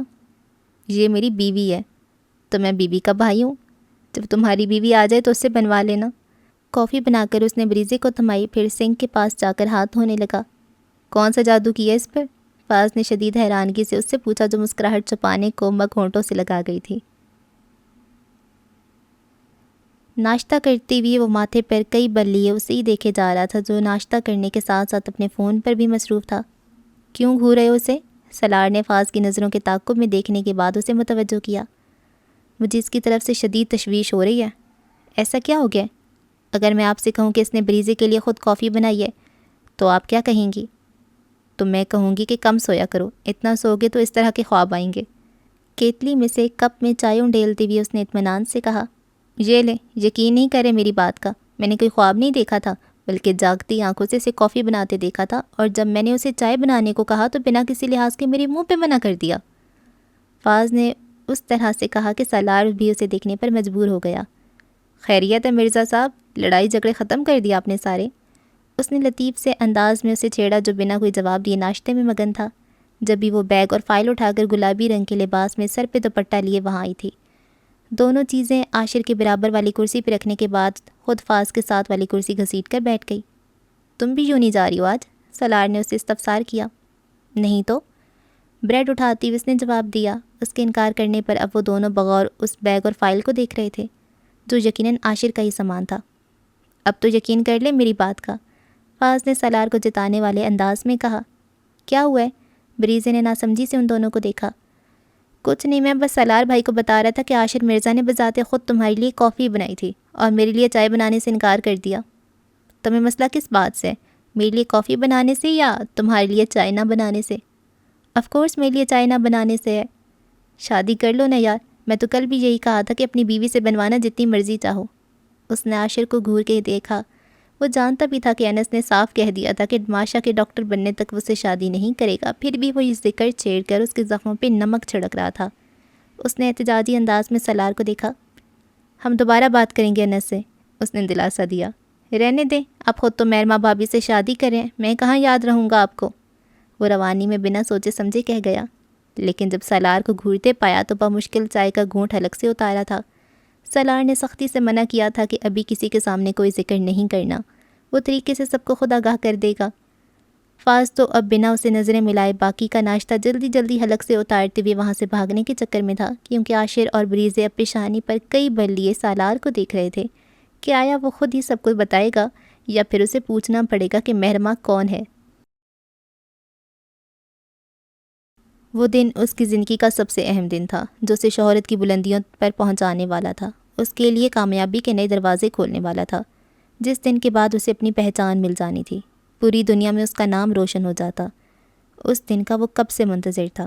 جاگتی آنکھوں سے اس نے کتنی ہی خواب دیکھے تھے اس دن کے حوالے سے، لیکن اس دن اس کے دل کی اداسی عروج پر تھی۔ وہ دوراہے پہ کھڑا تھا، ایک طرف اس کامیابی اس کی منتظر تھی تو دوسری طرف وہ لڑکی تھی جو اس سے خفا تھی، جو نہیں چاہتی تھی کہ وہ اس راہ کا مسافر بنے۔ تم ہمیشہ میرے لیے دعا کرتی تھی کہ میں کامیاب انسان بنوں۔ کافی دیر سے ان کے درمیان موجود خاموشی کو ہیری کی بھاری آواز نے توڑا۔ آج جب مجھے موقع مل رہا ہے تو تم مجھ سے ناراض ہو؟ اس کی آواز میں ہلکا سا شکوہ تھا۔ ایسی کامیابی کی دعا کبھی نہیں کی میں نے، اور ایسی کامیابی کا کیا فائدہ ہیری جو اللہ کی ناراضگی کا سبب ہو؟ میں مسلم نہیں ہوں آئزل، میرے لیے وہ چیزیں میٹر نہیں کرتی جن کے بارے میں تم اتنی شدت پسند ہو، وہ اپنے لفظوں پہ زور دے کر بولا۔ کہنے کو محض چند الفاظ ہی تھے، لیکن آئزل کو جانے کیوں لگا کہ اس کے دل کو کسی نے مٹھی میں مسل دیا ہو۔ تمہیں اپنی زندگی میں جو کرنا ہے تم کرو ہیری، اپنے فیصلے میں تم آزاد ہو، تمہیں میری خوشی یا ناراضگی کی فکر کرنے کی کوئی ضرورت نہیں ہے۔ اس مصروف شہر کے دن کا آغاز ہو چکا تھا، ہر کسی کو اپنی منزل پر پہنچنے کی جلدی تھی، صبح سویرے سے ہی وہاں رونقیں آباد ہو جاتی تھیں۔ گھر کے باہر رکھے بینچ پر بیٹھے ہوئے اس نے ایک پیر دوسرے پیر کے اوپر ترچھا کر کے رکھا ہوا تھا، جسے مسلسل ہلاتے ہوئے وہ خاصا مضطرب لگ رہا تھا، یا شاید کسی کا محو انتظار تھا۔ اچانک ہی اس گھر کا مین ڈور کھلا جس پر وہ کب سے نظریں جمائی ہوئے تھا۔ لانگ کوٹ پہنے، ہاتھ میں چھتری لیے وہ اسے مکمل نظر انداز کرتی سٹیپ سے اتری تو وہ فوراً اپنی جگہ سے اٹھ کر اس کے پاس آیا۔ تم نے فیصلہ کر لیا مجھ سے کبھی بات نہ کرنے کا؟ دیکھو ہیری، تم اور میں ایک الگ مزاج اور الگ رہن سہن کے لوگ ہیں، تم اپنے لائف سٹائل میں کمفرٹیبل ہو اور میں اپنے ہی لائف سٹائل میں رہنا چاہتی ہوں۔ آئزل، ہم ایک دوسرے کو کتنے عرصے سے جانتے ہیں، آج تک کیا ہم نے ایک دوسرے کی لائف میں انٹرفیئر کیا ہے؟ اب پہلے جیسا وقت نہیں رہا ہیری، اب سب بدل رہا ہے۔ کیا بدل رہا ہے؟ جواب تو مجھے، کیا بدل رہا ہے؟ اس کا انداز یکلخت ہی سخت ہوا۔ تم نہیں چاہتی کہ میں کامیاب سنگر بنوں؟ ٹھیک ہے، میں سب چھوڑ دوں گا تمہارے لیے، جیسا تم کہو گی وہ کروں گا۔ اگر میرے لیے یہ سب کرو گے پلیز مت کرنا۔ اللہ اس کا حقدار ہے۔ تمہیں خود کو بدلنا ہے تو اللہ کے لیے بدلو، کیونکہ اس کا بدل صرف وہی تمہیں دلا سکتا ہے، میرے ہاتھ میں کچھ نہیں ہے۔ تم تو کہتی ہو کہ اللہ سب گناہ معاف کر دیتے ہیں، صرف وہ گناہ جو انجانے میں کیے جائیں، جن پر گلٹ ہو اور دوبارہ وہی گناہ نہ کرنے کا وعدہ کیا جائے تو۔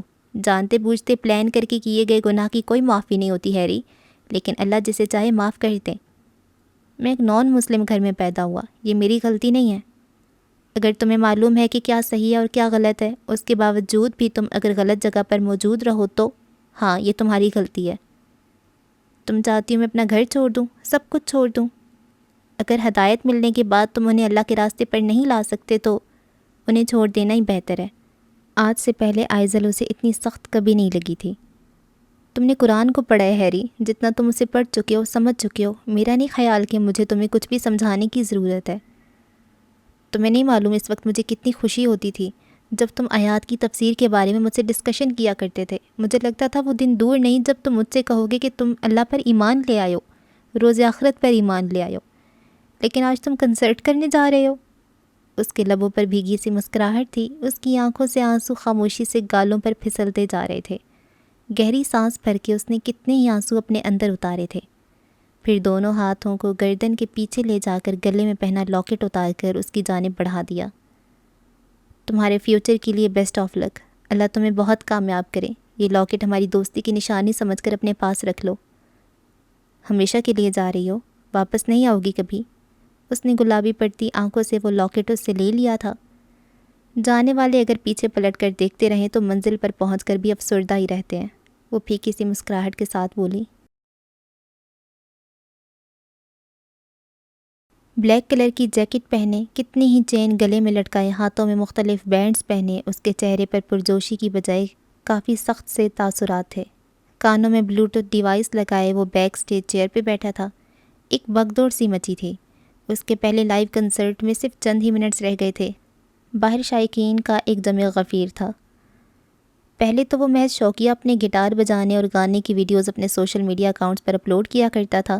جب وہ وائرل ہونے لگیں تو ساتھ ہی ہیری کا نام بھی جگمگانے لگا۔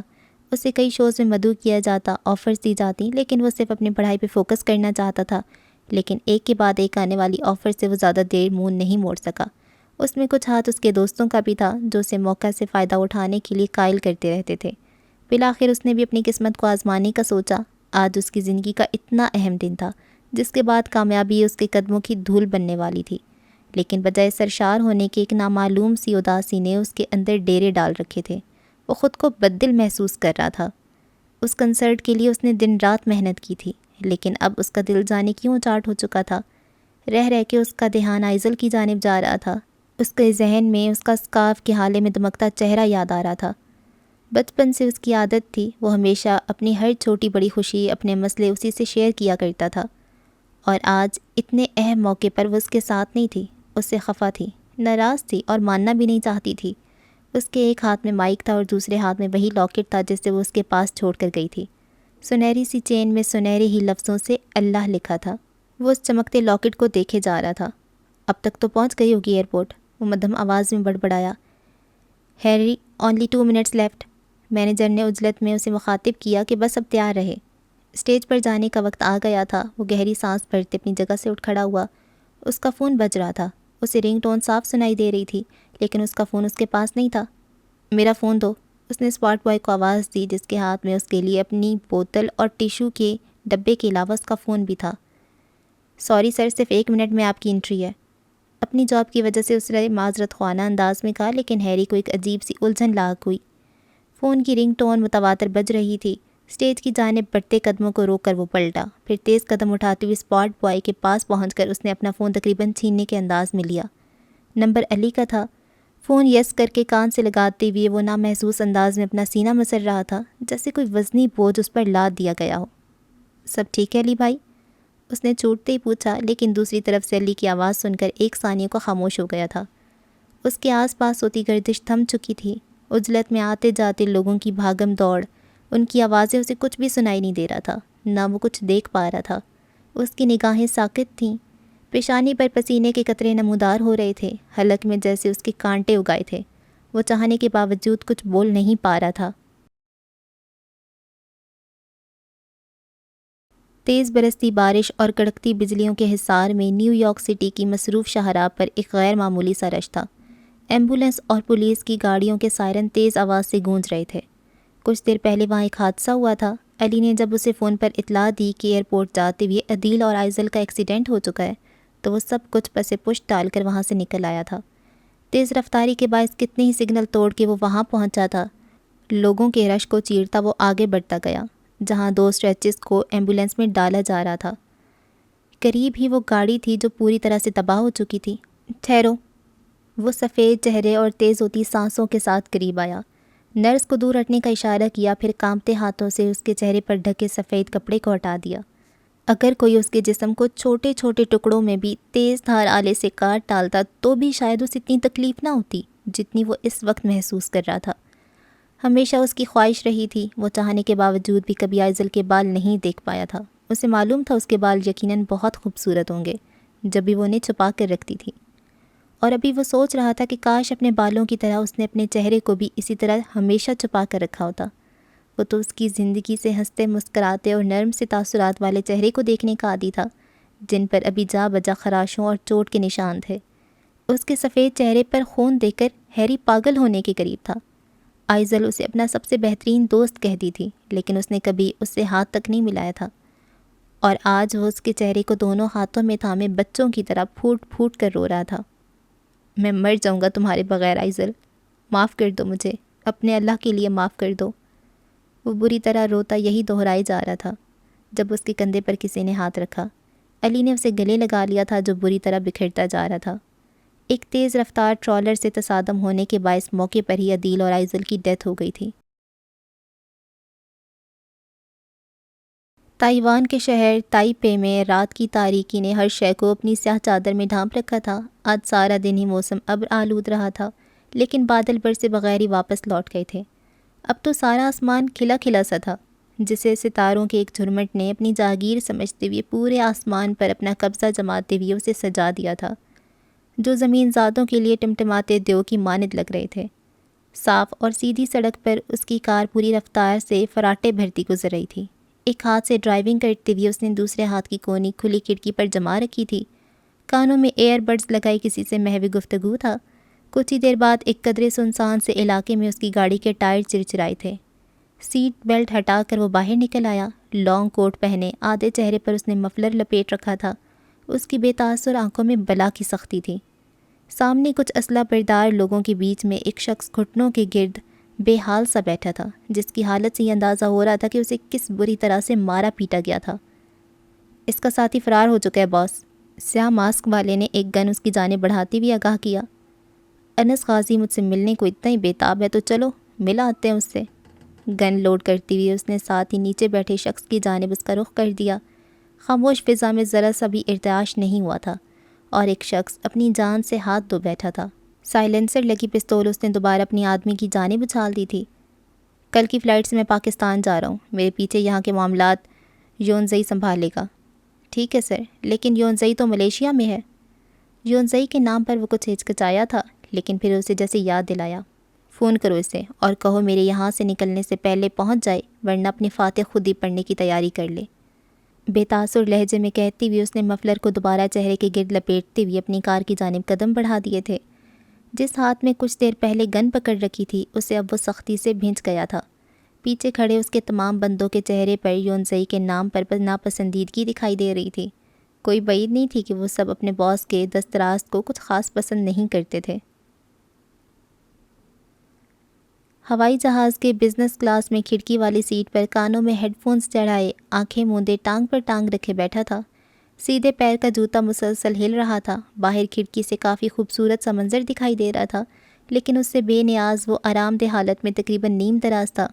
فلائٹ لینڈ کرنے میں بس 1 سے 1.5 گھنٹے ہی لگنے تھے۔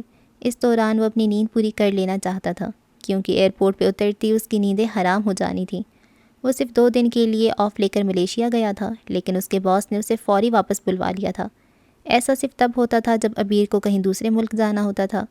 تائپے اس کا مسکن تھا، وہاں اگر وہ نہیں ہوتا تھا تو یونزئی کو لازمی اپنی جگہ چھوڑ کر جاتا تھا، جو اس کی غیر موجودگی میں اس کی جگہ پر ہی کام کرتا تھا۔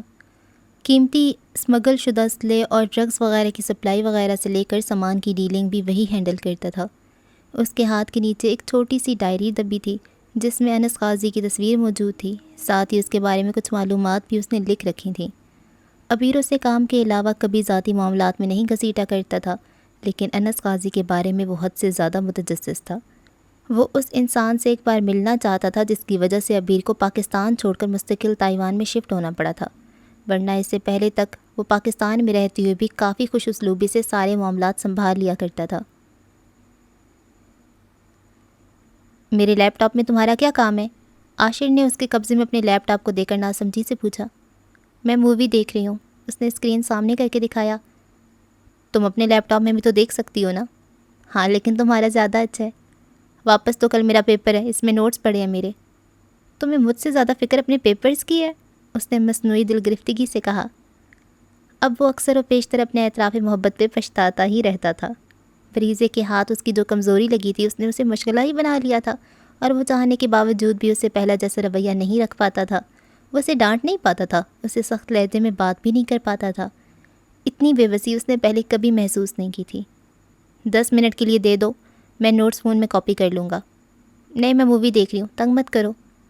تنگ نہیں کروں، ابھی بتاتا ہوں تمہیں میں۔ اسے جارحانہ انداز میں اپنی جانب بڑھتے دیکھ کر وہ فوراً ہی لیپ ٹاپ کو صوفے پر پھینک کر کھڑی ہوئی تھی، لیکن اس کے فرار ہونے سے پہلے ہی عاشر نے اسے جا لیا تھا۔ اس کے دونوں ہاتھوں کو ایک ہی ہاتھ میں پیچھے پشت پر لے جا کر اپنی گرفت میں لے لیا تھا۔ میری برداشت کا کچھ زیادہ ہی فائدہ نہیں اٹھا رہی تم؟ اف جنگلی انسان، میرے ہاتھ چھوڑو، درد ہو رہا ہے مجھے۔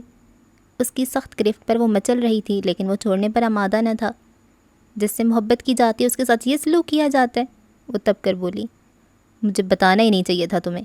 عاشر نے اسے گھورتے ہوئے اس کے ہاتھ چھوڑ دیے تھے۔ اسی لیے کہتے ہیں کہ کبھی اپنی کمزوری اپنے دشمن کو نہیں دینی چاہیے، وہ بردباری سے دونوں ہاتھوں کو دبا کر بولی۔ رکھو لیپ ٹاپ اپنے پاس، لیکن آج رات تم اپنے کمرے میں ہی جا کر سو جاؤ۔ رائٹنگ ٹیبل سے اپنی کتابیں اٹھاتے ہوئے اس نے کہا۔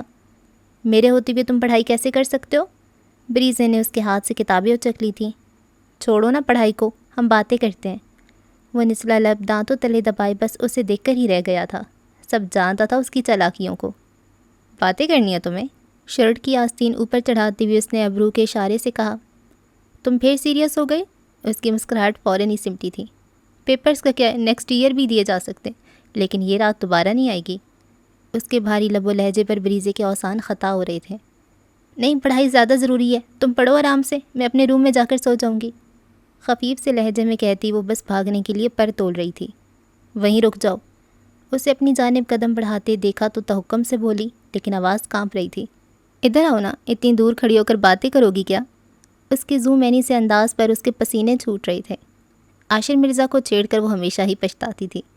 بچاؤ کا کوئی راستہ نہ دکھا تو صوفے پہ پڑے سارے کشن اٹھا کر ایک ایک کر کے وہ اسے مارتی جا رہی تھی۔ اس سے بچنے کو وہ سارے کمرے میں بھاگ رہی تھی۔ اس طرح بھاگنے سے کوئی فائدہ نہیں ہے، اچھا خاصا موڈ تھا میرا پڑھائی کا، لیکن تم نے خراب کر دیا، اب تمہیں کون بچائے گا مجھ سے؟ اس کے پھینکے گئے کشنز اب وہ اسے ہی مار رہا تھا۔ وہ بچاؤ کے لیے دونوں ہاتھوں کو چہرے کے سامنے کیے اسے باز رہنے کو کہہ رہی تھی، لیکن وہ سن کہاں رہا تھا اس کی؟ جب بھی کچھ چھناکے سے ٹوٹا تھا، ایک شور سا بلند ہوا تھا، وہ بے ساختہ ہی ڈر کے اس کے قریب آئی تھی۔ یہ کیا تھا؟ اس نے خوف سے پوچھا۔ پتہ نہیں، بالکنی میں کچھ ٹوٹا ہے۔ پردے ایک جانب کھسکا کر گلاس ڈور دھکیل کر وہ آیا تو وہاں اس کے سارے پودے فرش پہ ٹوٹے بکھرے پڑے تھے۔ اس کی بالکنی کافی وسیع تھی، کافی تعداد میں وہاں بڑے بڑے گملوں میں ہر رنگ اور قسم کے پھول لگے تھے، لیکن اب ان میں ایک بھی سلامت نہیں تھا۔ لگتا تھا جیسے کسی نے اشتعال میں انہیں وہاں پھینکا ہو۔ سرد ہوا کا دباؤ کافی زیادہ تھا، تیز آندھی والی ہوائیں چل رہی تھیں۔ وہیں رہو۔ بریزے وہاں آنے لگی تو اس نے روک دیا، کہیں کوئی ٹوٹا ہوا گملے کا ٹکڑا اس کے پیروں میں نہ چبھ جائے۔ یہ کیسے ٹوٹ گئے؟ اس نے حیرانگی اور ناسمجھی سے کہا۔ معلوم نہیں، ہوا کافی تیز چل رہی ہے، شاید گر گئے ہوں گے خود ہی، شانے اچکا کر لاپرواہی سے کہتے ہوئے وہ دوبارہ روم میں آ گیا تھا۔ گلاس ڈور بند کر کے اس نے پردے بھی برابر کر دیے۔ خود سے کیسے گر سکتے ہیں؟ یوں لگ رہا ہے جیسے کسی نے اٹھا کر پھینکے ہیں، وہ تشویش زدہ سی بولی۔ تمہیں وہاں کوئی نظر آ رہا ہے جس نے یہ آفت مچائی ہو؟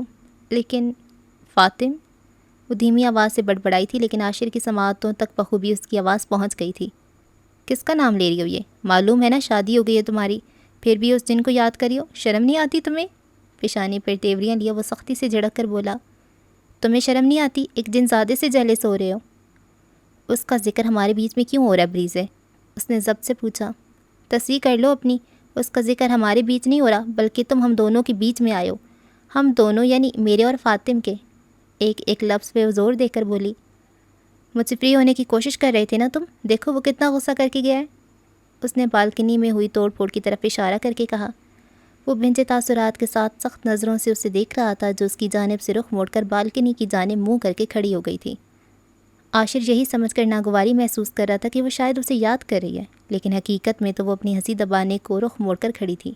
کہیں عاشر اس کی مسکراہٹ دیکھ کر سمجھ نہ جائے کہ وہ صرف اسے جلانے اور تپانے کو ایسا کہہ رہی ہے، ورنہ حقیقت تو وہ بھی جانتی تھی کہ فاطم کبھی دوبارہ لوٹ کر نہیں آ سکتا، وہ کبھی واپس نہ آنے کے لیے ہی گیا تھا۔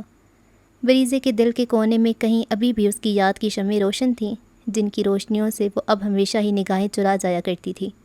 وہ جانتی تھی اس نے جس سے دل لگایا تھا اسے پانے کی تمنا کرنا سراسر بے وقوفی ہے۔ میں اس کا نام بھی تمہارے منہ سے سننا نہیں چاہتا۔ اتنا جلتے ہو اسے؟ اس نے آنکھیں پٹ پٹا کر معصومیت سے پوچھا، جبکہ اس کا دل چاہ رہا تھا کہ ایک تھپڑ تو لگا ہی دے اسے، لیکن پھر بھی اپنے ایموشنز کو کنٹرول کیے اس نے کوشن اٹھا کر مارنے پر ہی اکتفا کیا تھا۔ فاطم دیکھو یہ مجھے مار رہا ہے، وہ اپنا بچاؤ کرتے ہوئے تیز آواز سے چیخ کر بولی، پھر بے ساختہ کھلکھلا کر ہنس پڑی تھی۔ عاشر نے حیرت سے اسے دیکھا، پھر اس کی چالاکی پہ اسے گھور کر رہ گیا۔ فوراً یہاں سے بھاگ جاؤ، اگر میں نے تمہیں پکڑ لیا نا بہت برا پیش آؤں گا تمہارے ساتھ۔ دروازہ لاک کرتے ہوئے وہ سنگین انداز میں دھمکا کر بولا، یہ فاؤل ہے، دروازہ کیوں لاک کیا ہے؟ وہ گھبرا کر بولی، میرا کمرہ میری مرضی۔ اب کے تپانے والی مسکراہٹ عاشر کے چہرے پر چلک رہی تھی، اور پھر کچھ ہی لمحوں بعد وہ سارے کمرے میں اس سے بچنے کو بھاگتی پھر رہی تھی۔ سارے کمرے میں ان دونوں کی ہنسی اور کہکہے گونج رہے تھے۔ برسوں سے درمیان میں حائل نفرت کی دیوار گر چکی تھی۔ عاشر کے دل میں کبھی اس کے لیے ناگواری اور نفرت تھی بھی نہیں، لیکن آج بریزے کے دل سے بھی شاید اس نفرت کا پودا جڑ سے اکھڑ چکا تھا، جس کو وہ عرصے سے اس کی نفرت کے سہارے ہی پروان چڑھا رہی تھی۔ اپنی اپنی اناؤں کو پس پشت ڈال کر بالآخر دونوں نے دوستی کا ہاتھ ملا ہی لیا تھا۔ اب معلوم نہیں کل کا آنے والا نیا دن ان کی نئی زندگی کا روشن سویرا بن کر طلوع ہوگا، یا پھر کوئی بد نظر ان کے تعاقب میں بیٹھی ہوگی۔ بالکنی کے گلاس ڈور کے پردے برابر تھے، لیکن وہاں ایک سایہ سا لہرایا تھا جسے وہ دونوں ہی دیکھ نہیں پا رہے تھے۔ وہ سیاہ لباس اور سیاہی آنکھوں والا شخص سرد نظروں سے بنا پلکے جبکہ یک ٹک اس گلاس ڈور کو دیکھے جا رہا تھا۔ وہ بنا کسی رکاوٹ اور مشکل کے اندر کا منظر دیکھ پا رہا تھا۔ کتابوں کو کھولے وہ پورے دھیان سے پڑھنے کی کوشش کر رہا تھا، جبکہ وہ اس کے بازو پر سر رکھے بیٹھے بیٹھے ہی سو گئی تھی۔ عاشر نے ایک ہاتھ اس کے گرد حائل کر رکھا تھا اور دوسرے ہاتھ میں بک پکڑ رکھی تھی۔ اس پوزیشن میں وہ بامشکل ہی پڑھ پا رہا تھا۔ بالکنی میں موجود اس شخص کے چہرے کے سرد پن اور سختی میں اضافہ ہی ہوتا جا رہا تھا۔ گاڑی سے ٹیک لگائے دونوں بازو سینے پر لپیٹے وہ آبشار سے گرتے پانی کو دیکھ رہی تھی۔ روڈ کے ایک طرف ڈھلان تھی جہاں اونچے نیچے راستے سے ہوتے ایک جھیل تھی جو ریشام غازی کی رازدار تھی۔ آج وہ جھیل کے پاس نہیں گئی تھی۔ ابیر بھائی کے بارے میں کچھ پتہ چلا؟ اس نے نظروں کا زاویہ بدل کر اپنے برابر میں کھڑے انس سے پوچھا، جس نے نفی میں سر ہلایا تھا۔ اسے بھول جائیں ریشام، وہ میرے لیے ایک بڑے بھائی کے جیسے تھے، ان کے جانے سے ہماری زندگیوں میں جو خلا رہ گیا وہ کبھی پر نہیں ہوگا، لیکن وہ تو سب کچھ پیچھے چھوڑ کر آگے بڑھ چکا ہے۔ انہوں نے ایسا کیوں کیا انس؟ وہ تو اتنے اچھے تھے۔ حویلی والوں نے نامحسوس انداز میں ابیر غازی کا نام لینا، اس کا ذکر کرنا چھوڑ ہی دیا تھا۔ ایک دوسرے کے سامنے وہ لوگ یوں ظاہر کرتے تھے جیسے ابیر کبھی ان کی زندگی میں کہیں تھا ہی نہیں۔ اپنی جگہ کوئی دل میں کتنا ہی اسے یاد کیوں نہ کرتا ہو، لیکن زبان سے اس کا ذکر بھول کے بھی نہیں کرتے تھے، سوائے سفینہ غازی اور وجاہت غازی کے۔ اپنے بیٹے کی گمشدگی نے انہیں اندر سے توڑ ڈالا تھا۔ ان کی ساری انا تراری جیسے کہیں دور جا سوئی تھی۔ آج عرصے بعد ریشام غازی نے اس کا ذکر کیا تھا۔ وہ شروع سے یہی ابیر تھا، صفاق، قاتل، ڈرگز ڈیلر، بس آپ لوگوں کے سامنے ایک اچھے بیٹے اور بھائی کا ماسک چہرے پہ لگا لیا کرتا تھا۔ تمہیں معلوم ہے نا وہ کہاں ہیں؟ تم انہیں مار دو گے؟ اس نے دکھ بھری آواز میں استفسار کیا۔ میں نے اپنا معاملہ اللہ پہ چھوڑ دیا ہے، وہ بہتر انصاف کرنے والا ہے۔ اس کا انداز پار تھا۔ بابا کو اگر اس کی اصلیت نہ معلوم ہوتی تو شاید وہ انہیں نہ مارتا۔ اسے لگتا تھا صرف بابا اس کی اصلیت جانتے، لیکن وہ یہ نہیں جانتا تھا کہ اس کا راز میں بھی کتنے ہی سالوں سے دل میں دبائے بیٹھا ہوں۔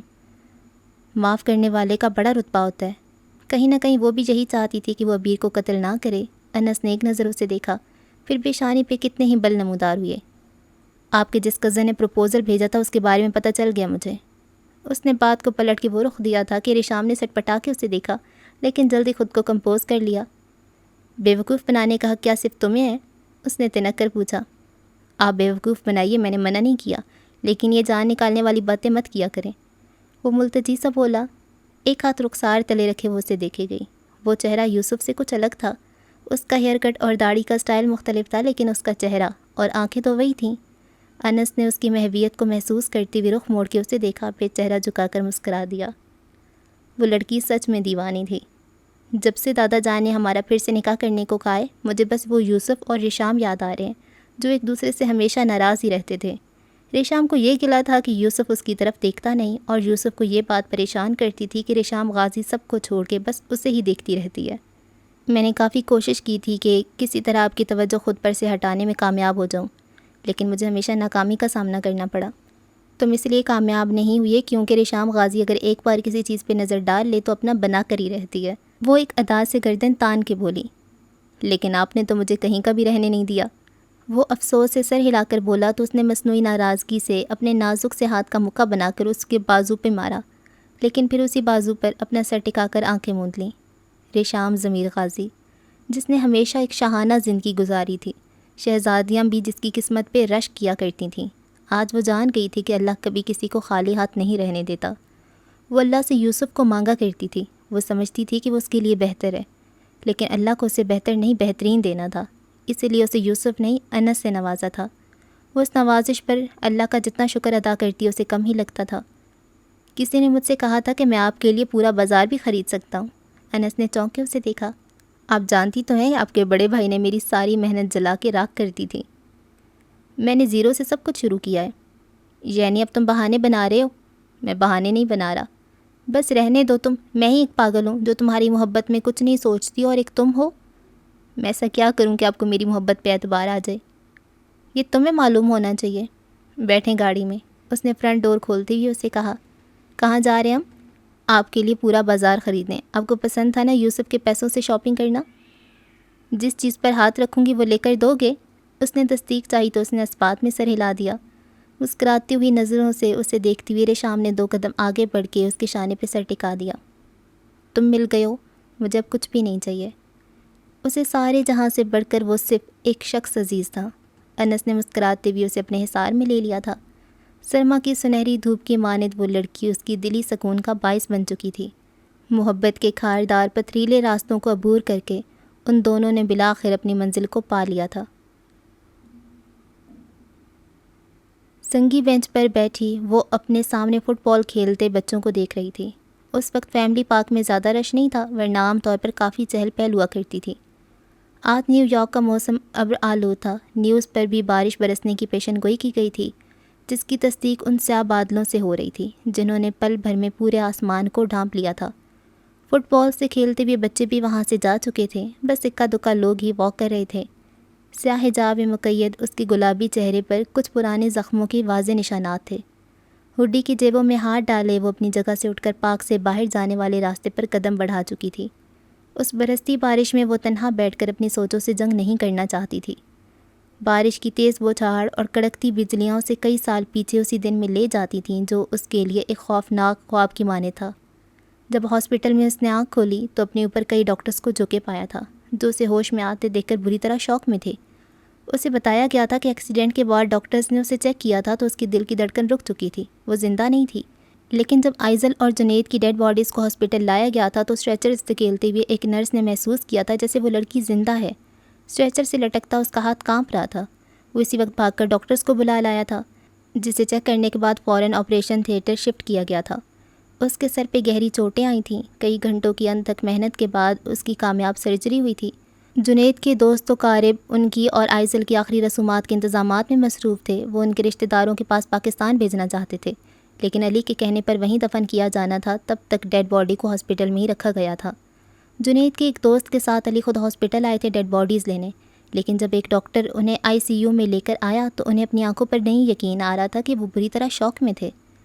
دل پوری رفتار سے دھڑکنے لگا تھا۔ آئزل زندہ تھی؟ ان سے اس لمحے کچھ بھی نہیں کہا جا رہا تھا۔ جب وہ اس کے پاس گئی تو آئزل نے آکسیجن ماسک ہٹا کر نم مسکراہٹ سے انہیں دیکھا۔ آئزل؟ علی نے اس کے سر پر ہاتھ رکھا، جانے کتنے ہی آنسو ان کی آنکھوں سے بہے تھے۔ علی بھائی، مجھ سے وعدہ کریں، آپ کسی کو کچھ نہیں بتائیں گے۔ اٹکتی ہوئی سانسوں کے درمیان وہ بمشکل بول پا رہی تھی۔ پاگل ہو گئی ہو آئزل، ایسے کیوں کہہ رہی ہو تم جانتی نہیں ہو ہیری کی کیا حالت ہو رہی ہے۔ تمہارے زندہ ہونے کی خبر سنے گا تو وہ سچ میں پاگل ہی ہو جائے گا۔ آپ وعدہ کریں مجھ سے۔ اس کی بھیگی آنکھوں میں التجا تھی۔ علی کا دل کٹ رہا تھا اس کی خواہش پر۔ وہ کیسے ہیری کا سامنا کرے گا؟ حقیقت کو اس سے چھپا پائے گا بھی یا نہیں؟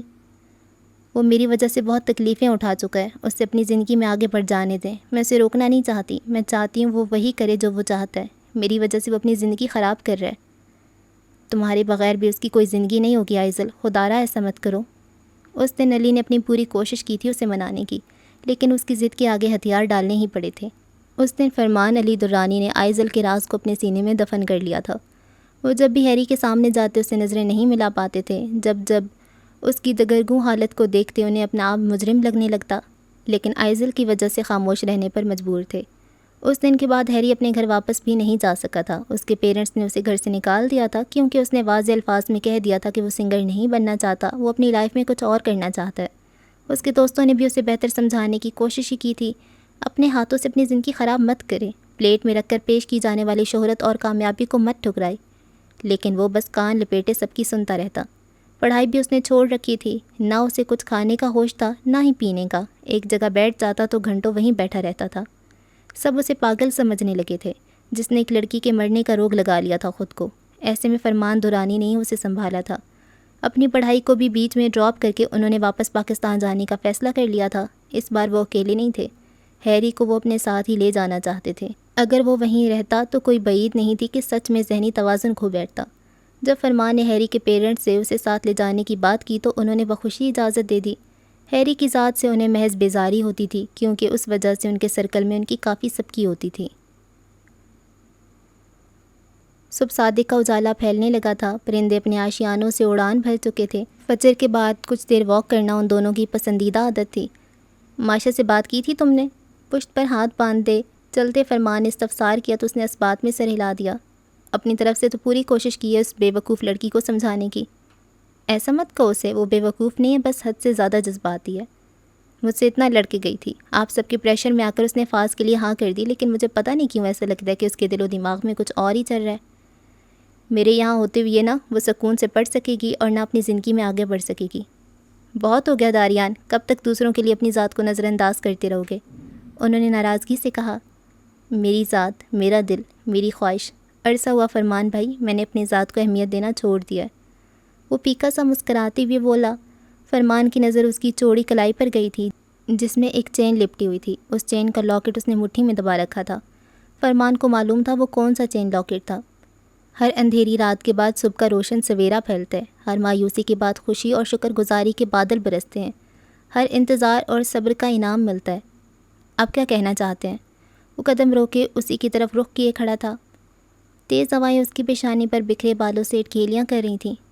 کچھ نہیں، بس آج تم نماز کے بعد سورہ الضحیٰ کی تلاوت کر رہے تھے تو بس وہی یاد آ رہی تھی۔ کیا تم دوبارہ پڑھو گے؟ وہ اکثر و بیشتر اس سے تلاوتیں سنتے رہا کرتے تھے۔ داریان کی آواز انہیں بہت پسند تھی اور جب وہ تلاوت کیا کرتا تھا تو بس آنکھیں بند کیے اسے سنتے رہتے تھے، لیکن آج سے پہلے کبھی انہوں نے سورہ الضحیٰ پڑھنے کی فرمائش نہیں کی تھی، لیکن پھر بھی وہ پڑھ رہا تھا۔ فرمان کی کسی بھی بات کو انکار کرنا اس نے جیسے سیکھا ہی نہیں تھا۔ قسم ہے چاشت کے وقت کی اور رات کی جب وہ چھا جائے، آپ کے رب نے نہ تو آپ کو چھوڑا ہے اور نہ وہ بیزار ہوا ہے۔ یقیناً انجام آپ کے لیے آغاز سے بہتر ہوگا۔ ان قریب آپ کا رب آپ کو اتنا دے گا کہ آپ خوش ہو جائیں گے۔ کیا اس نے آپ کو یتیم نہیں پایا تھا، پھر جگہ دی، اور آپ کو شریعت سے بے خبر پایا، پھر شریعت کا راستہ بتایا، اور اس نے آپ کو تنگ دست پایا، پھر غنی کر دیا۔ پھر یتیم کو دبایا نہ کرو اور سائل کو جھڑکا نہ کرو، اور ہر حال میں اپنے رب کے احسان کا ذکر کیا کرو۔ الفاظ ادا کرتے ہوئے اس کے جسم و جاں میں ڈھیروں سکون سرایت کرتا جا رہا تھا۔ اس صورت نے ہمیشہ اس کی ہمت بندھائی تھی، ہمیشہ اسے حوصلہ دیا تھا، لیکن آج اسے پڑھتے ہوئے وہ کچھ الگ محسوس کر رہا تھا۔ اپنی کیفیت کو وہ سمجھ نہیں پا رہا تھا۔ اللہ کا وعدہ سب سے سچا ہوتا ہے۔ اگر اللہ بہتر سے آزمائش میں مبتلا کرتا ہے تو انعام کے طور پر بہترین سے نوازتا ہے۔ اس کا صبر، اس کی آزمائش اب ختم ہونے کو تھی، اسے اس کا انعام ملنے والا تھا۔ اس نے نظریں اٹھا کر آسمان کی جانب دیکھا تھا، صاف و شفاف نیلا آسمان۔ وہ مسکرا دیا تھا، وہ اپنے رب کے ہر فیصلے پر راضی تھا، اس کی تقسیم پر راضی تھا، اور جو اللہ کی رضا میں راضی ہو جاتے ہیں پھر اللہ بھی ان سے راضی ہو جاتا ہے۔ ماہرہ زینب خان کے قلم سے لکھا ناول میں تیرے قربان کا اختتام ہوا۔ ہمارے چینل کو سبسکرائب کر دیں تاکہ اور بھی اچھے اچھے ناولز آپ سن سکیں۔ دعاؤں میں یاد رکھیں۔ اللہ حافظ۔